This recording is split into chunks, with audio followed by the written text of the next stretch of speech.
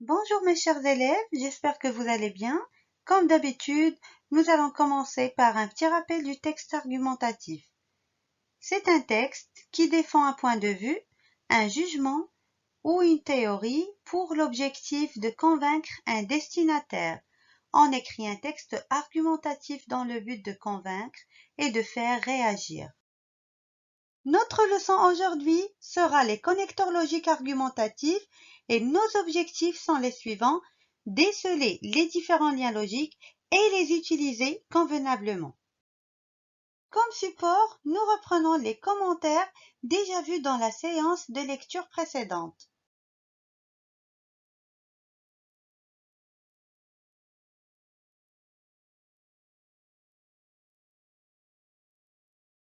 Essayez tout d'abord de relire les commentaires, ensuite nous repérons ensemble les moyens qui permettent de passer d'un énoncé à un autre ou d'une idée à une autre à l'intérieur du même énoncé. Pour le premier commentaire, et puis, il s'agit d'une fonction qui exprime l'addition. Deuxième commentaire, d'un autre côté, cela exprime l'alternative. Et pour le troisième commentaire, il s'agit de mais et elle exprime l'opposition. Comment appelle-t-on ces moyens? Eh oui, il s'agit des connecteurs ou des liens logiques. Définissons ce que veut dire les liens logiques. Il s'agit des mots ou de groupes de mots qui permettent de lier deux énoncés ou deux paragraphes. Et à quoi servent-ils?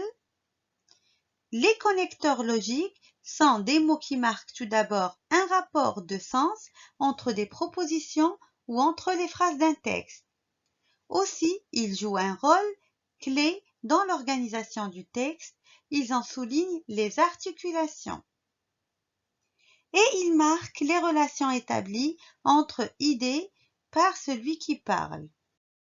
Nous avons devant nous un tableau qui rassemble la majorité des connecteurs logiques et montre leur nature. Pour ceux qui expriment par exemple la cause, la conséquence ou le but, il se peut que ce soit des adverbes, des locutions, des prépositions, des conjonctions de coordination ou des conjonctions de subordination.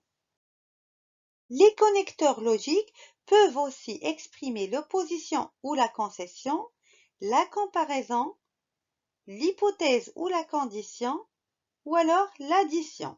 Essayez de bien maîtriser ces connecteurs logiques ainsi que leurs fonctions et leur nature, parce que c'est cela qui va vous permettre de structurer un texte argumentatif en faisant mieux ressortir le sens, la progression et la logique. Aussi, ça va vous permettre de montrer la logique d'un raisonnement en reliant ou en opposant des idées. À la fin de cette vidéo, je vous laisse deux exercices. Ça va vous permettre de vérifier votre compréhension et si jamais vous constatez que vous avez toujours des difficultés, n'hésitez pas à me contacter.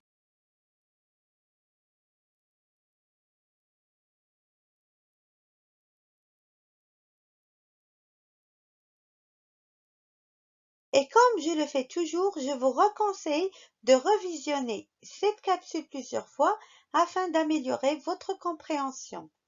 Et sur ce, je vous souhaite une excellente journée. Prenez bien soin de vous et à la prochaine capsule.